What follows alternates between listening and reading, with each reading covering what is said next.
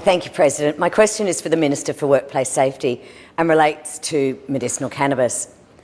As I raised with you in the House earlier this year and you confirmed, 90% of medicinal cannabis patients are being denied remuneration for reasonable costs resulting from their injuries, when those costs relate to medically prescribed medicinal cannabis. Now, this is despite it working, despite these patients having exhausted all other treatment options.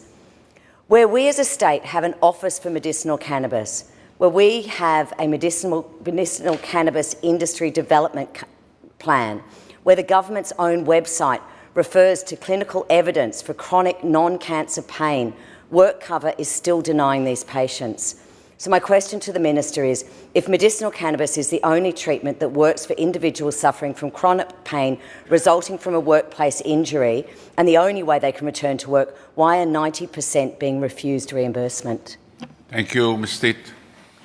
Thank you, President. I thank Ms Patten for her question and her ongoing interest in these issues. And of course, we are always open to looking at ways in which we can help injured workers recover safely and return to work as quickly and as safely as possible. And as I indicated to you, I think last time you asked me about these issues, I am absolutely prepared to continue to look at whether there are further opportunities in relation to treatment.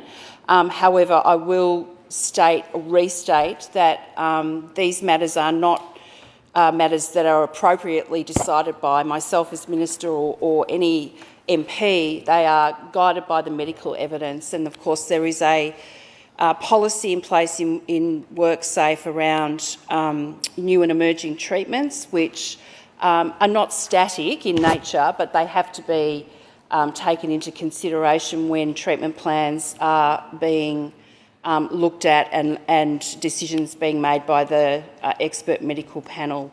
But as I've already indicated to you, Ms Patten, I was encouraged that at least there were 10% of injured workers who were having that kind of treatment approved, but I'm always open to talking with you further about the way in which these policies are managed within the WorkSafe.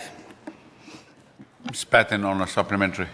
Yeah, thanks, Minister, and I have appreciated the conversation on this. I just, in the last 2 weeks, I've had another couple of WorkCover patients who've been refused, so it's or who've reported to me. So, and as you've stated before, you're committed to making sure that all injured workers get access to the treatment and support that they need to enable them to recover and return to meaningful work. And I think there's none of us in this chamber who don't disagree with that. But so by way of supplementary, and I think for me and other people in the medical profession to further understand this, is it possible that you can provide some, in a de-identified way, the reasons why 90% of those 117 patients were denied reimbursement by WorkSafe?